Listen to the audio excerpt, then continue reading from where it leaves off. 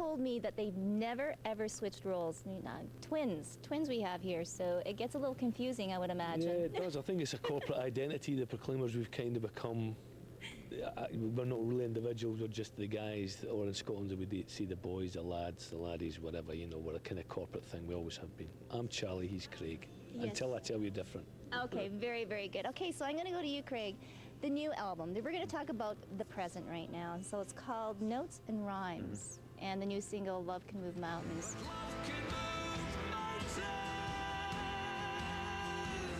New music, or is it reclaiming sort of the old sound? It's new music. I mean, I think you always look to progress. We'll kind of look to progress song to song rather than album to album. This is our 8th studio album, so it was written over a period of 6 months, which is a short period for us. I know it's a long period for some people, but I think the songs kind of hang together quite well.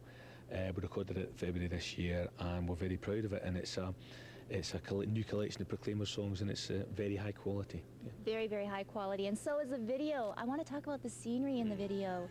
It's beautiful, Charlie. Northwest of Scotland. It was shot, I suppose, after the snow had kind of disappeared. It was shot in the spring of this year, so yeah, did really well. And then the indoor scenes were shot in a former merchant's house in Edinburgh, a rich old guy who built this beautiful house, and we did the internal scenes there. But the other stuff was done up in the Highlands. Yeah. Oh, so it's gorgeous, but you know, a wealth of music right here between these two brothers. Going back to the very beginning, what was a big break for the Proclaimers? There were a kind of 2 or 3 big breaks over a period of about 6 months. We got a tour in Britain and Ireland with a group called the House Martins at the end of 1986.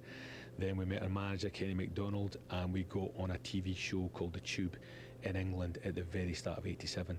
That got us a recording deal, and by the end of that year we had a hit record in Britain, and it just kind of went on from there. But it was really 2 or 3 things over a period of about 6 months that kind of, after working for years and getting absolutely nowhere, as many people do. Wow, so it must have been kind of almost surreal, like all of this attention now then on you guys to produce, to get out there.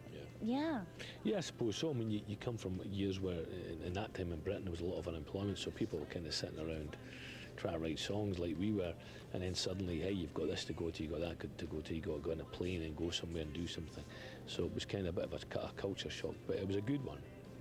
And you've remained working, so both of you have families and still touring, still cranking out the music. Yeah. Does it get easier or harder?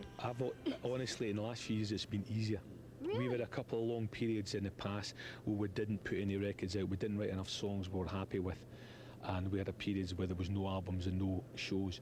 But in about the last 8 or 9 years, I think we've kind of got into a groove, and it just, to me, seemed easier. It's not easy, but it's easier than it was. I bet you the kids like the Family Guy little... I think they were more impressed with that than anything else we've ever achieved. He says, you know, someone puts you in an animated thing, and it's an achievement. But the kids were glad that they featured us in Family Guy. Yes, they were very impressed, even though it lasted about 15 seconds, I think. Well, that's all right. 15 seconds, more than most, you know. Yeah.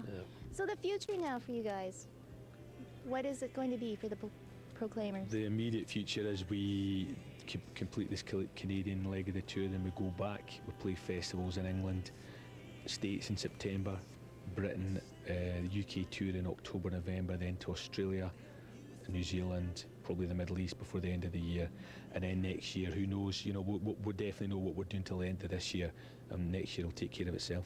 Amazing, all over the world.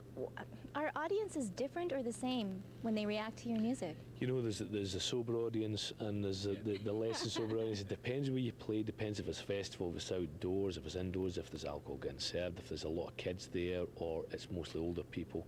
The best ones is when you get the biggest cross-section, I think, and people are kind of relaxed, whether it be outdoor or indoor, but you get good gigs everywhere in the world, and Canadian audiences have always been very good, very warm towards us, so we're appreciative of that. And the song that they always want to hear? 500 Miles, that one. Oh, the Proclaimers, so nice to meet you guys. All the best. Thank you. Okay, and it's called Notes and Rhymes. Get it.